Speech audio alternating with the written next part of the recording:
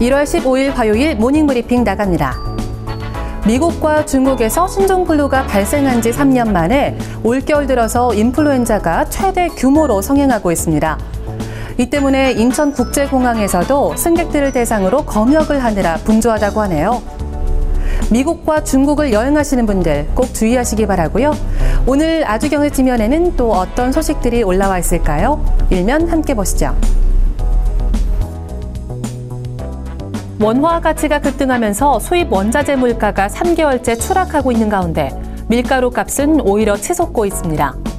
특히 밀가루를 원료로 하는 빵과 과자, 라면 등 식품 가격이 일제히 오를 것으로 보여 식탁 물가에 비상이 걸렸습니다.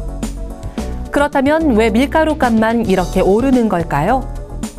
식품업계에 따르면 지난해 국제 원맥 가격이 연초 대비 이미 40%가 오른 상태로 가격 인상은 불가피했다고 합니다. 이뿐만이 아니라 정부가 물가 조정 능력을 상실했다는 비판도 일고 있는데 그렇다면 업체들 간 가격 담합을 했는지 조사할 필요도 있겠네요. 새해 상장사들이 과연 불황의 터널에서 벗어날 수 있을까요? 유럽발 금융위기 등 대외경제 불안이 한층 가실 것으로 전망되면서 일단 실적과 관련한 불황 탈출은 긍정적입니다.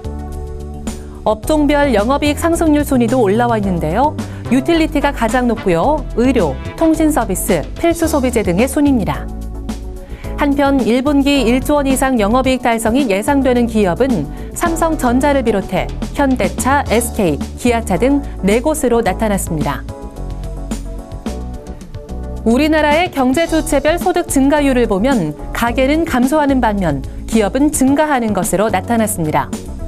가계소득 증가율이 감소하는 것은 소규모 자영업 이익이 낮고 또 순이자 소득도 급감했기 때문인데요.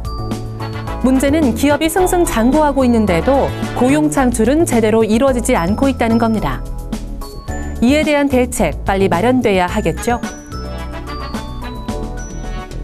태풍과 한파 등으로 채소 가격이 폭등한 데다가 식품업체들이 가격을 줄줄이 인상하면서 서민 물가에 비상이 걸렸죠.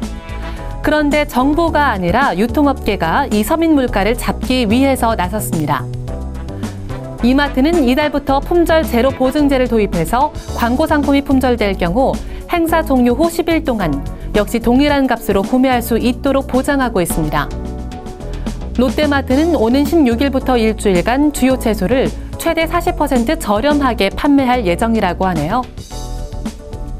지난해 말로 종료된 취득세 감면 혜택 연장이 답보 상태에 머무르면서 주택 경기가 최악으로 치닫고 있습니다. 취득세 감면을 받으려는 수요자들이 관망세를 보이면서 서울의 주택 거래량은 8년 만에 최저 수준까지 떨어졌다고 하네요. 지난 1월 서울 아파트의 실거래량은 1,625건이었는데 올해 1월은 고작 287건 뿐입니다. 주택 거래가 사실상 끊긴 상황인데 이 부동산 시장에 다시 열기를 불어넣기 위해서는 취득세 감면만으로는 부족하겠죠. 취득세 감면 혜택 외로도 종합적인 부동산 대책이 나와야 할 것 같습니다. 전문가 의견 자세히 올라와 있으니까요. 참고하시기 바라고요. 모닝브리핑 마치겠습니다.